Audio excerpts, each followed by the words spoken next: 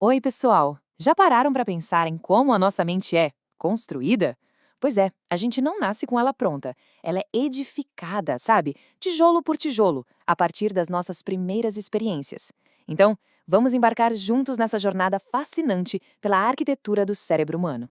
E para começar, fica a pergunta: o que é que precisa para construir uma mente humana?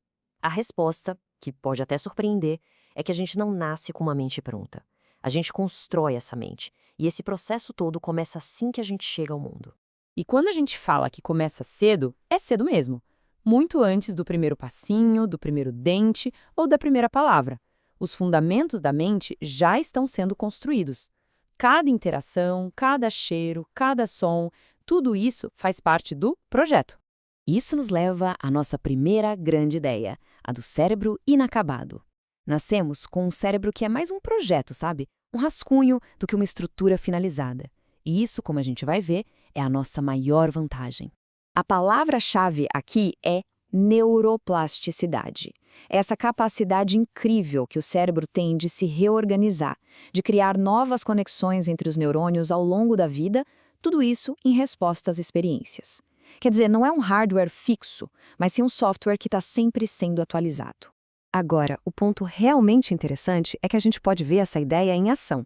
Por exemplo, o córtex orbitofrontal, que é uma área essencial para a nossa vida emocional, se desenvolve em grande parte depois que a gente nasce. Isso significa que as nossas primeiras relações, o afeto que recebemos, tudo isso molda fisicamente as partes do cérebro que são responsáveis por como a gente sente e se conecta com os outros. Mas por que nascer com um cérebro inacabado? Foi uma troca evolutiva brilhante. Para que a gente pudesse andar em duas pernas, a nossa pelvis precisou ficar mais estreita. Isso exigiu que os bebês nascessem com cérebros menores para conseguir passar. O resultado? Uma infância mais longa, um período protegido, focado numa única e poderosa tarefa: aprender.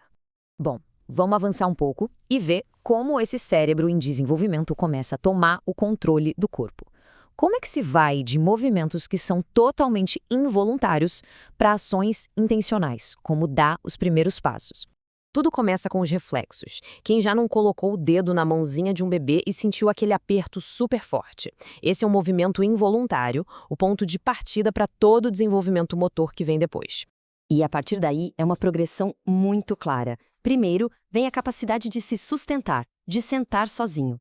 Depois, a de se deslocar, de engatinhar na direção de um brinquedo ou de um rosto conhecido. E, finalmente, com o incentivo de quem cuida, o bebê consegue andar. Cada etapa se constrói em cima da anterior. E isso nos leva a um ponto que é crucial. O cérebro não se desenvolve num vácuo isolado. O ambiente e, principalmente, as pessoas que estão nele funcionam como os principais arquitetos, programando ativamente os circuitos do cérebro da criança.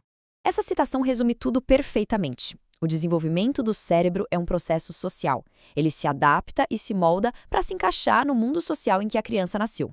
As relações são literalmente o que constrói o cérebro social. E a ciência mostra isso de forma bem clara. Em experimentos clássicos, ratos que foram criados em ambientes ricos, cheios de estímulos, desenvolveram cérebros mais complexos, com mais conexões neurais. E isso em comparação com aqueles que ficaram em ambientes empobrecidos. Isso ilustra de um jeito incrível como o ambiente externo esculpe a estrutura interna do cérebro. E isso acontece nas interações mais simples do dia a dia. Quando um bebê vê a expressão de nojo no rosto da mãe enquanto ela troca uma fralda, ele aprende. Essa informação é armazenada, construindo uma base de dados emocional que vai ser usada para interpretar o mundo. Cada olhar, cada sorriso, cada tom de voz é uma lição. Mas e o que acontece quando esse arquiteto, o ambiente de cuidado e afeto, está ausente ou é prejudicial? O impacto não é só emocional, ele é neurobiológico. A negligência e a privação deixam cicatrizes reais que a gente pode medir. Vínculos fracos, a falta de interação social, o estresse de um ambiente hostil, tudo isso interfere diretamente na arquitetura do cérebro, prejudicando desde as habilidades sociais até a regulação hormonal do corpo. E esse dano tem um endereço físico no cérebro. Estudos mostram que o corpo caloso, que é tipo uma supervia de informações que conecta os dois lados do cérebro, pode ser fisicamente afetado por maus tratos na infância. As feridas emocionais se tornam, literalmente, parte da estrutura cerebral. Pesquisas feitas com crianças que cresceram em instituições com pouca interação individual confirmam isso. Elas muitas vezes mostram atrasos cognitivos e de fala, além de dificuldades sociais. Isso só reforça o quão vital é o cuidado um a um para um desenvolvimento saudável. Então, no fim das contas, o que tudo isso nos diz sobre quem somos? A gente chega à conclusão de que a mente que temos hoje é a mente que foi construída ontem, no nosso passado. A grande lição aqui é a seguinte: o desenvolvimento humano não é uma questão de natureza contra a criação. É uma dança constante entre os dois.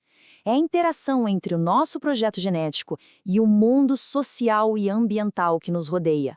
Um simplesmente não existe sem o outro. E isso nos deixa com uma reflexão final muito importante.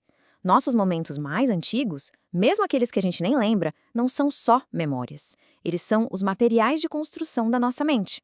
A pergunta, então, vai além do passado e olha para o futuro. Como sociedade, que tipo de arquitetura mental estamos construindo para a próxima geração?